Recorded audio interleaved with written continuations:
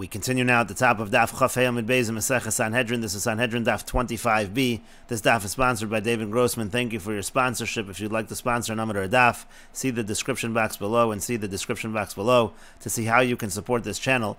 On the previous summit, there was one approach in terms of the pigeons in the Mishnah, that the Mishnah is talking about racing the pigeons. And so the Gemara asked, why would you have to have two cases of gambling in the Mishnah? Because you already have playing with dice, and then you have racing pigeons. And the Gemara says it's different kinds of gambling. Because when it comes to, let's say, dice, the person might say to himself, Kimli benafshay diadana tvei, I know how to roll the dice properly. I know I'm going to win, so it's really an asmachta. The person thinks he's going to win. When he loses, he's not really committed to paying anything. Avoltola bedasiyono, but in a situation where it's dependent on the pigeon, so emalo, so there already the person knows he might lose, and therefore you might say that's not considered to be like stealing if the person then collects based on such a bet.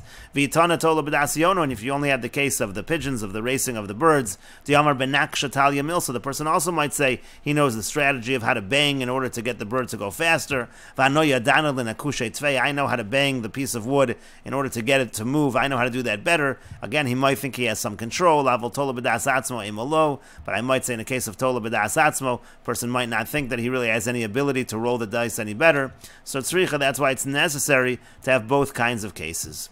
And the Gemara continues, Meisvei, we have a question from the following Brisa. This is from the Tosefta, HaMesachik Bekovya, somebody who's playing with dice.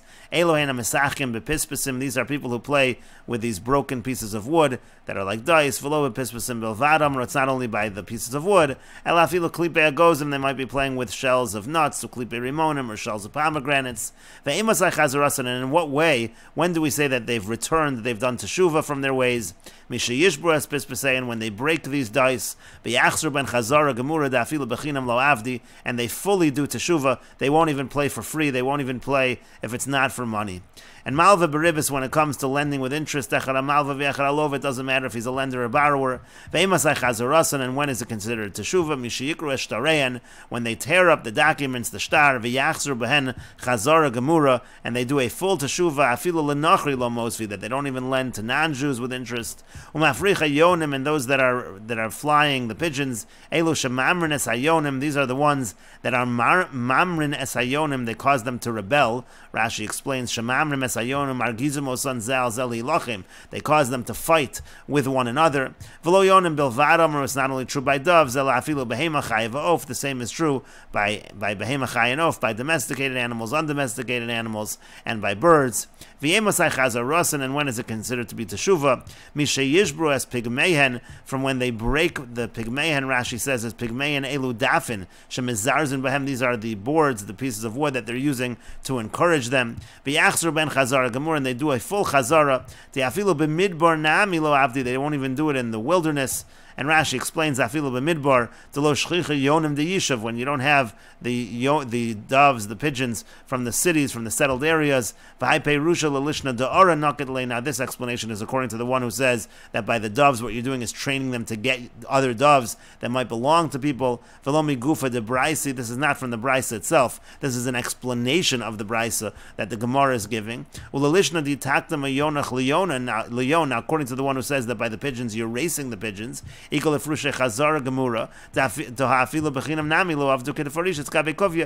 you'll say that the idea is you do a full teshuvah, that you won't even race them for free. That's similar to what we said by the rolling of the dice. And the Brisa continues, Sochere Shviyas, when it comes to merchants with produce of Shviyas, Elu Shenosin Venosin V'Peira Shviyas, they do business with the produce of Shviyas, Ve'emasai Chazarasan, and when's their Teshuvah, Mishatagia Shviyas Acheres V'Yivtu, that's when another Shemitah year comes, and they separate, they don't do it anymore.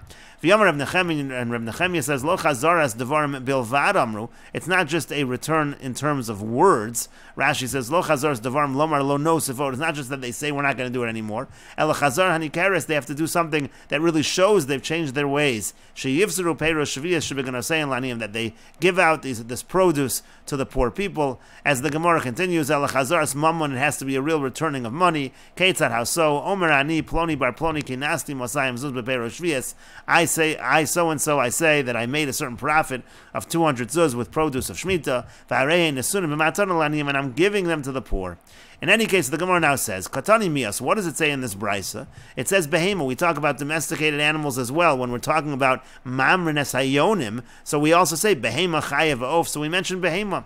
So bishlama laman damer. Now this brisa can make sense according to the one who says itakad meyonach leyon, that they're racing the birds. So hainu demashkachas lo behema. You can have a similar situation when it comes to animals. El laman damer ora. But according to the one who says ora, which is you're training the doves to get you other doves that sort of belong to other people. It's a way of stealing. So behema bas hachi. So how's that going to happen by a behema? That will never apply. That will never happen by a domesticated animal. So how do we interpret the brisa in that fashion? And the Gemara continues and answers in yes, you could have such a situation. B'shor habor, you can have it by the wild shore. And Rashi explains, first Rashi says, Hainu demashkachas la behema de'efsha shemalam de larutz. Kishetishma kola, you can race the behemoth, this animal, when you make certain noises. You're going to cause it to run. Bas hachi, but do we have an example of a domesticated animal that's going to recruit other animals? Shatavi behemos habar lebeisa. Ima, it's going to bring out wild behemoths to the house. V'halo yirdefu achayos. That animal is just going to get chased away by other wild animals. It's never going to happen. And the Gemara says, no, you could have a shor habar, which is domalachai. It's an ox that's sort of like a wild animal. It's the kind of animal you could train it. It can get other wild animals to come after it. Again, you can come up with a situation here where you're sort of stealing from people, but it's not really animals that belong to them. It's just animals you shouldn't take. It's because of darchei shalom. We want to keep the peace. And essentially, you bring animals that were trapped. They don't yet belong to people, but they sort of belong to those people, and that can be an equivalent case.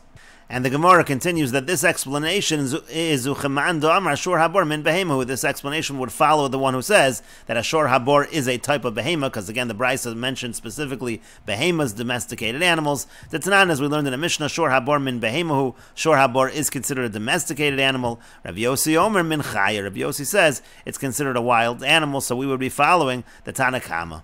And the Gemara continues, Tanit was taught, Hosifu Alei, and they added the following cases of those who can't be witnesses. Hagazlonin v'hachamsonin. Gazlonin are thieves, and chamsonin are those who force people to sell them items. Those people were added that they also cannot testify on a derabonon level.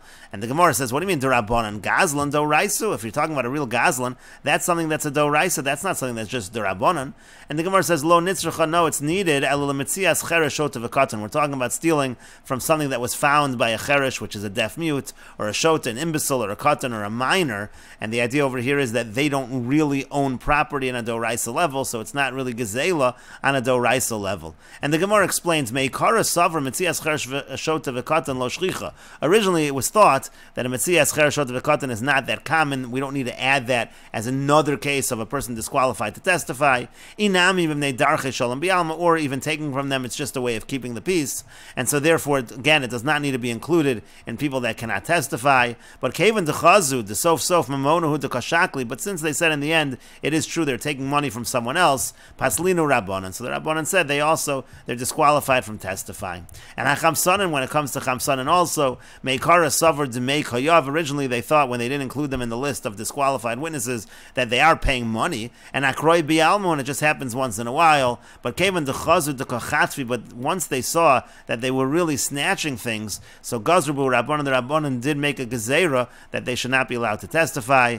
And the Gemara continues, Tana od hosifu alein, and it was taught, they also added the following cases. Haroim, those who are shepherds, hagaboyin v'hamuchsin. Gaboyin and muchsin are different kinds of tax collectors. They also are people who are considered thieves, and therefore they're not allowed to testify.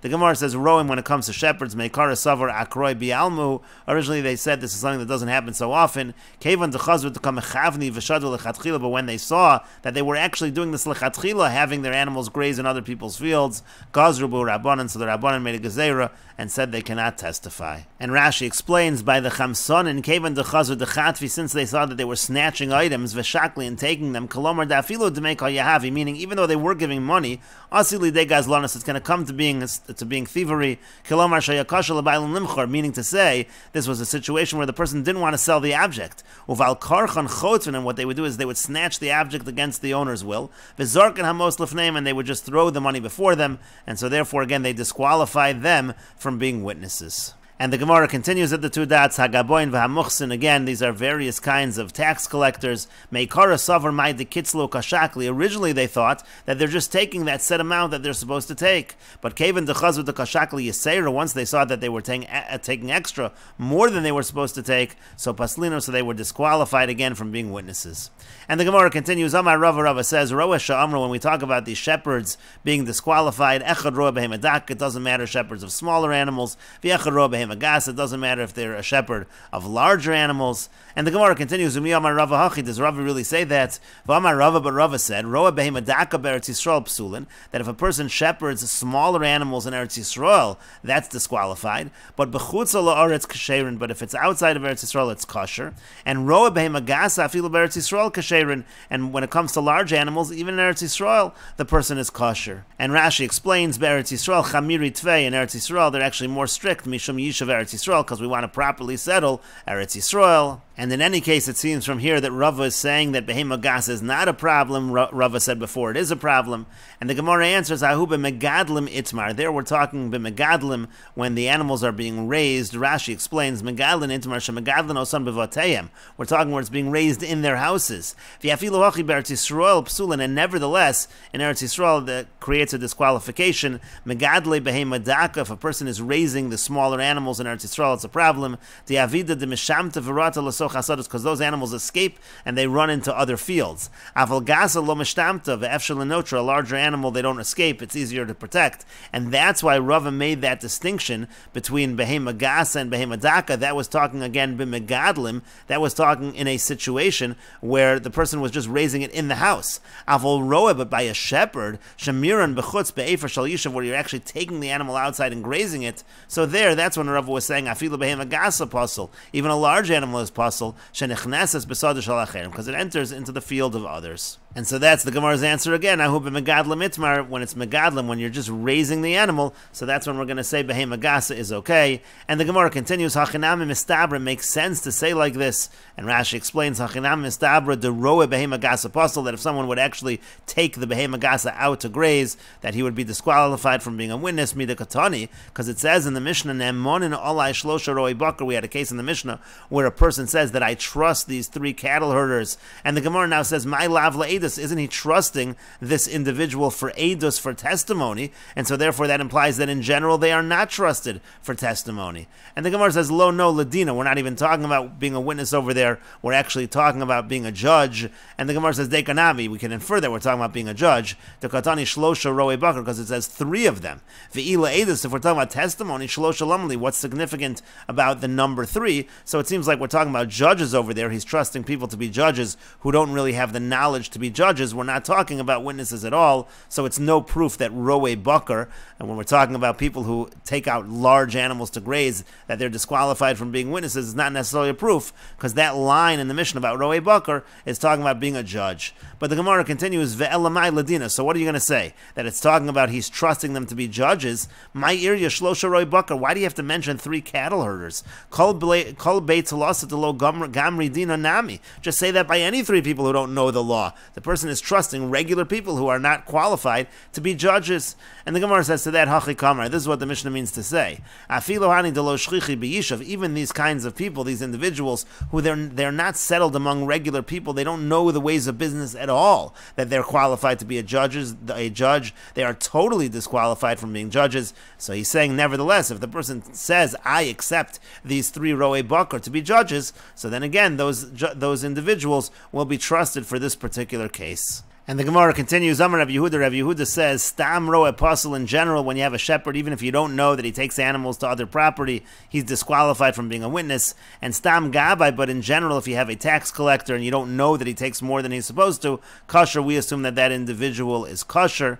And the Gemara continues, Avud Rabbi Zera avad gevusa teleser shnin. The father of Zera, he collected taxes for 13 years. Ki avasi reish nahara, when the head of the river region came, lamasa, to the city, he was the head tax collector. When he came, ki avechazi rabbanan. So when the father of Reb Zera would see the Torah scholars who lived in the city, Amar Lahu, he would say to them, Lech ami bo b'chaderecha, go into your rooms. You have to hide so the tax collector doesn't see you. Ki avechazi inshi demasa. When he saw regular people of the city, Amar, he would say, Reish naro asalamasa, the head of the river region has come to the city. Va'idna noches abba l'fum bara, and now the father is going to slaughter the son. Ubra l'fum abba, and the son the father. And Rashi explains, Stam roa, if you have just a regular shepherd, Dakati lo chazinon, Da'ilu behemosa besadas acheres, we haven't yet seen him bring animals into other people's fields, and Stam gabai kosher, but a regular tax collector is kosher, ad shamin and bay, the shakal yisert, unless we know that he collects more than he's supposed to. When the father of Reb Zera saw the Rabbanan who lived in the city, Amar, he would say, Lechami ba b'chaderech, he would say, go my nation into your private room, we don't want the head of the city to see you. We don't want him to see that there's a lot of people in the city. And then he's going to ask for a lot of money every year. He would always try to make the tax as little as possible. He would push off the head of the city. He would say there are very few people living here. There's no one to collect from. Slaughter the father in front of the son. This was just an expression which means to say that the head tax collector is coming to take your money, and so then everyone mignazu, everyone mischabin, everyone would hide when he would say that, and we will continue with this discussion in the next video on Daf Chavav Amud Aleph.